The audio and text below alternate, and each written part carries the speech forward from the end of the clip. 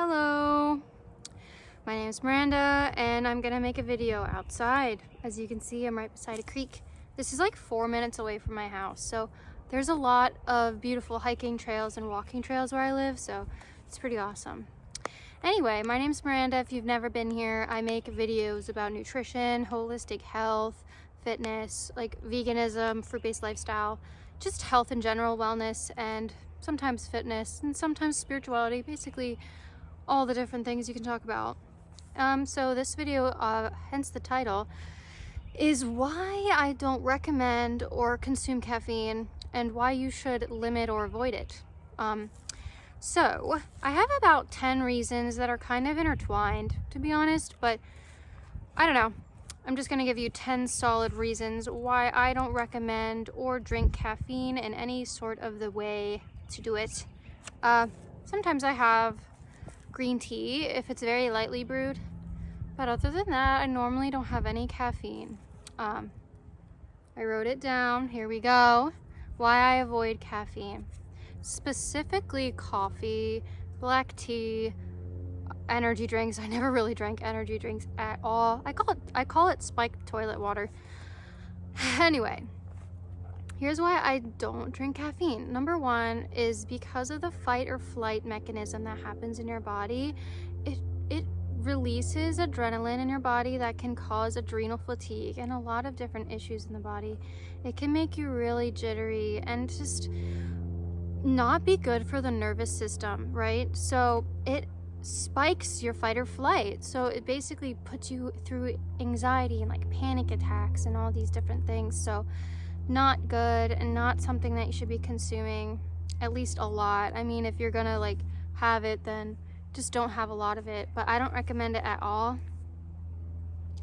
It messes with your sympathetic nervous system, right? So we don't want to mess that up. We want to promote a relaxed parasympathetic nervous system. So, but if you constantly are living in your sympathetic nervous system, that can lead to a lot of issues down the road, which I'm gonna get into later. But number two is the high acidity of coffee and tea, especially. The tannins mess with your gut microbiome, mess with the pH level in your stomach. It makes it go up. So it can cause GERD and heartburn and all these different issues that you really don't want. So especially if you're having caffeine on an empty stomach, it can cause these issues and just create a bad environment for gut, like the gut flora, the bad gut flora to grow, right? So we don't want that. We don't want an acidic diet. We want to be mostly alkaline, high hydration, and you know, these are just stimulants that we don't need. Number three is an appetite suppressant. It's an appetite suppressant and it's not good. It messes with your central nervous system. Like I said, it stimulates it. It creates problems down the road, right? It can create insomnia and all these different issues. It actually increases your blood pressure, which can increase heart rate, right? So that's not good, especially if you're overweight or obese, even underweight. We don't want a rapid heart rate and a high blood pressure. Those things lead to heart disease down the road, right? Not specifically heart disease, but that's the number one killer in the United States. So I think it's worth bringing up, especially if you're eating a standard Western diet, especially that, and you're drinking caffeine. Those two things go hand in hand with heart attacks and strokes, and I guess not as much diabetes, but it obviously plays a part, right? Because you need to have a high blood pressure and cholesterol to get type 2 diabetes, right? That's a precursor, as you know. But yeah, it suppresses your appetite, so I don't want to have anything that suppresses your appetite, right? So we want to have an appetite. We want to eat, just like someone wouldn't smoke cigarettes. I don't smoke cigarettes, and I don't drink caffeine because it's an appetite suppressant. Yes, number four is it's a drug, really. It's an addictive substance. It's an addictive stimulant, okay? Like I said earlier, it can increase insomnia and actually decreases energy. So your body doesn't actually get energy from caffeine. it actually limits your body of energy, because not only is it an appetite suppressant, and you can't get energy from food if your appetite is suppressed, right? But it doesn't allow for the stomach to digest as easily, and then it can crash, right? You can get these crashes and withdrawal symptoms from not consuming caffeine. If you go a day without drinking coffee after drinking it for years, right, you're gonna get a caffeine headache, you're gonna get irritable. And like, I have experienced this in the past. Like, I actually stopped drinking coffee just one day. I'm like, this is not good. And I had a headache for almost a week straight. Caffeine is harder to quit than nicotine. That's what I've looked on. Like, I've researched that. I'm like, why are more people are addicted to caffeine than nicotine, right? Hence, I mean, that, like, cigarettes are I can't talk today. Cigarettes are a carcinogen, right? Caffeine is not necessarily a carcinogen, right? But it's extremely addictive, and I don't want to be addicted to anything. I don't want to have to rely on something to be energized, right? Even though it's not actually giving you energy. It's a toxin. It's basically a toxin, and your liver and kidneys are trying to filter that out, right? So that's why you get these effects. Just like drinking alcohol, that is actually, it acts as a stimulant at first, but in the long term, alcohol is actually a depressant. So, but coffee, caffeine, and all these things, that's a stimulant, right? It's not who you are. Let's just say it like it is. It's not who you are. You're addicted to it, right? Number 5, like I said before, these are kind of intertwined. Anxiety, depression increases panic attacks. And it makes you ultra aware, sometimes too hyper aware, right? Overthinking, getting jittery, getting anxious, having panic attacks, rapid heart rate. These sorts of things are not good for your nervous system long term, especially for children. Like, I was at Starbucks once and I saw this child. Like, I used to go to Starbucks a lot when I worked at the mall, the local mall I used to work at. And I saw this kid, maybe 10 or 11 years old, drinking coffee. Kids especially should not be drinking stimulants.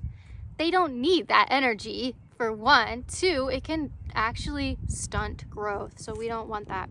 And kids don't need anything like that. Like, they already have so much energy as it is, right? So they definitely don't need anything like that. But number 6 is, it makes it less of who you are. Just like alcohol and other drugs, like, these things aren't who you are, right? Like, if you need to rely on a stimulant to be a certain way, it's not you. It's just that stimulant. Like, it's ridiculous. Some people are like, oh, don't talk to me before I have my coffee. Like, I'm a grouch before I have this. It's like, do you really want to be like that? Addicted to something? And it's like a personality trait. I don't know, but I just can't live like that. I can't be reliant on a substance of any sort, any prescription drugs, any stimulant, any depressant, any drugs in general. Like, I am not that person. That person isn't who you are. So being a pure, healthy person, you're 100% sober. Caffeine isn't you being sober. Obviously, it's not a hard drug or alcohol, but it's the most widely used drug. Coffee drinkers, average coffee drinkers, drink 2 to 3 cups of coffee a day. That's insane. The threshold for caffeine is 400 grams a day. It should be like none, but if you have more than 400 grams of caffeine a day, you can go into cardiac arrest. A lot of people reach 300 grams of caffeine a day, which is absolutely bonkers. No wonder we have a mental illness crisis too. A lot of people are addicted to these substances and they can't go without it. And I don't want to be like that, and neither should you, because you want to be your pure self without any sort of substance to make you feel like you. This is honestly probably the number one reason why I don't drink caffeine, is digestion. It messes so much with your digestion. I already said It makes your stomach acid more high, the pH level higher, the acidity higher, but it spazzes and inflames the colon, okay? It actually acts as a diuretic. It is a diuretic, basically, and a laxative. When you drink coffee, sometimes you immediately need to go to the bathroom because your colon is spazzing. It's inflamed, and it's not a good thing to be reliant on diuretics or laxatives to go to the bathroom, because your body then becomes dependent on that and can become chronically dehydrated, which is, I'm going to go into that next, but you can get all these different digestive issues, which I had very, very badly. I used to have really bad IBS symptoms. I would get severely bloated, constipated, sometimes even get diarrhea from just drinking coffee. Gosh, and it's so uncomfortable. Like, it is so uncomfortable to be constipated, to be bloated, and to need these diuretics to go to the bathroom. It's not good in the long term. It is so bad for digestion, guys. It's ridiculous. And all these girlies on Instagram, they wonder why they have bloating. They wonder why they are constipated. They wonder why they need these laxatives and these diuretics to go to the bathroom. It's because they're chronically dehydrated. And that's number 8, dehydrating. It is so dehydrating, okay? Not only because it's acidic, like I already said, but yeah, it draws water away. It draws water away. Unless you're chronically dehydrated, then it's constantly gonna bring water to the intestines, right? Because the water, or your intestines use so much water. It's absolutely beautiful. That's why I live a fruit-based diet, because it's so high in water and carbs, and obviously very high in fiber. And coffee is not a part of a healthy diet. Call me what you want. It's just not. It is a diuretic. It increases the removal of fluids, and not the good kind, okay? The bad kind. Okay, wait. Yes, it decreases the good kind of fluids, right? And it takes water out. It's a diuretic. That's why some people they look skinny, or they look whatever when they drink a lot of coffee, because they're dehydrated, guys. It's not healthy, okay? Oh, this is another one, really good one. It is bad for your mouth health, especially your teeth. Okay, so it's, like I said, very acidic, which is why people have cavities. People don't get cavities from sugar itself, right? So, but if you have a very highly acidic diet and then pair it with a very highly refined sugar, for example, like a Starbucks Frappuccino is very high in the coffee acidity, and also very high in refined sugars and syrups. Those combinations, that's what makes tooth decay. That's what makes cavities, not fruit sugar, right? You're not going to get cavities from eating fruit unless you have a very acidic diet, right? So it's not the sugar itself, it's the acidity that's so much more important to avoid if you don't want cavities, caffeinated cavities. Goodness, guys, I'm like hyper because it's just so nice out right now. I'm just like hyper. Yeah, it makes your teeth more sensitive, right? And I've definitely experienced that, like the hotness or the cold, it would make my teeth so sensitive. And I never have sensitive teeth, guys, anymore. I used to have cavities every single time I would go before I went fruit-based. And for 5 years, I haven't had a single cavity. They love my teeth when I go to the dentist. And I haven't been to the dentist in a while. Maybe like almost a year now. Because I just feel like I might just need like a yearly checkup, because I take really good care of my mouth health, as well as having coffee and caffeine makes you dehydrated, as I said, and that can make you have bad breath, which is called halitosis. It can actually help the bacteria, not the good bacteria, in your saliva grow. Not good. Really bad breath. You ever been around someone with really bad coffee breath? Not good. And it also stains your teeth. Black tea stains your teeth. I mean, maybe even green tea, very strong green tea, stains your teeth. Coffee especially stains your teeth. And we don't want that here. And here's the last one. It's very important. They're all very important. caffeine, especially coffee and black tea, the very high acidic caffeine drinks, they inhibit your absorption of iron, right? And that's not good. That leads to anemia. Actually, did you know that more people that consume animal flesh and secretions, statistically, like percentage-wise, have anemia? So when you don't drink caffeine, for example, and you eat foods that up your absorption of iron, plant foods, non-heme iron, which is the best kind to consume, because heme iron comes from the muscle tissue and blood from animals, which is not good, and actually spikes IGF-1, which grows cancer cells. So we don't want that. It inhibits iron. That's what caffeine does, especially coffee. So a lot of coffee drinkers are actually anemic, and just because you take an iron supplement does not mean you can actually absorb it.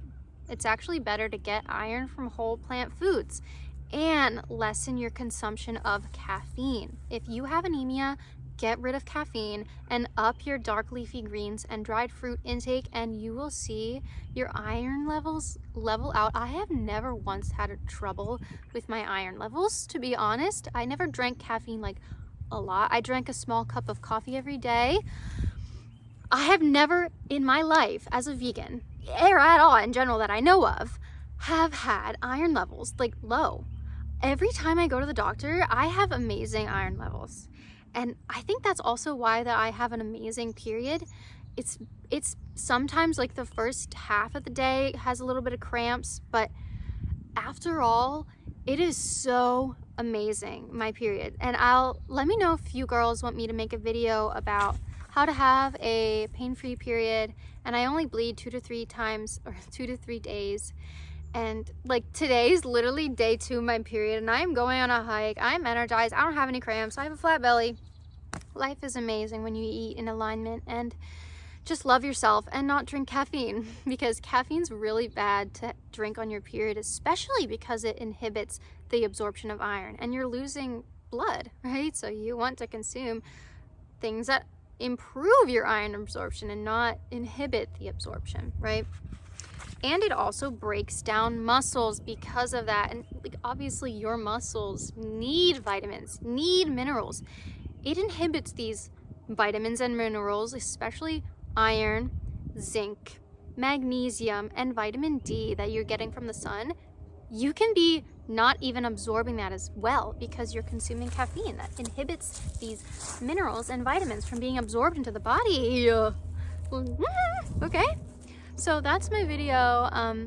It's kind of a lot of information at once, but I got a comment on my Q&A. Shout out to you. I can't remember who it was. Shout out to you for asking about caffeine, because it's a very big thing in my life that I avoid. And yeah, I feel really energized and really good, and I never feel like I need that. And you know, there are people out there that cannot go a single day without drinking 1, 2, even 3 caffeinated beverages. Oh, for breakfast, they're having a coffee. For the afternoon, they're having a Monster. And then in the evening time, they're having, I don't know, an Earl Grey tea. You know what I mean? Like, that is too much. And most of the time, they're under eating. That's why they also drink caffeine, because they need energy. But you're not actually getting energy. You're just... It's such a roundabout, vicious cycle, because the more caffeine you consume, the less actual fuel you're consuming and the less energy you're getting. And then that draws you more and more toward drinking caffeine because you need energy. And it might improve focus in a very short amount of time, but it's not real cognitive promotion, okay? It actually promotes cognitive decline over time, right? We're thinking about long-term health here. I don't think in short-term things at all. Well, not at all, but you know what I mean. Long-term and short-term can work in unison, can work simultaneously. All right, before I go, I want to show you my background here. That bird is a paid actor or actress. There's a fallen tree and a beautiful blue sky. All right, well, I am gonna log off and I'm going to continue my jog. I actually don't jog. I don't know why I said jog. Continue my hike. because I'm feeling good and feeling blessed. And I hope you guys have a great one. Whatever you're doing, do it with love, intention, and you don't need caffeine. Let me know if you guys want to have me expand on any of these things, or what your take is on drinking caffeine and how you stop drinking caffeine, because I'm sure a lot of people would benefit from just hearing your perspective and experience with this, because I did have a long week of withdrawal symptoms, but after that, smooth sailing, you know what I mean? You just gotta get over the hump. You gotta be strong, and you are strong. Okay, let's just listen to these crunches. Crunchy, crunchy. All right, I'm gonna go now. It was a blessing being here with you, even though I'm talking to myself out in the forest, but I'm not. I hope you guys have a fantastic rest of your day. Make sure to get outside, do everything with love, and I'll see you in my next video, hopefully. Make sure to subscribe and like this video if you want to see more.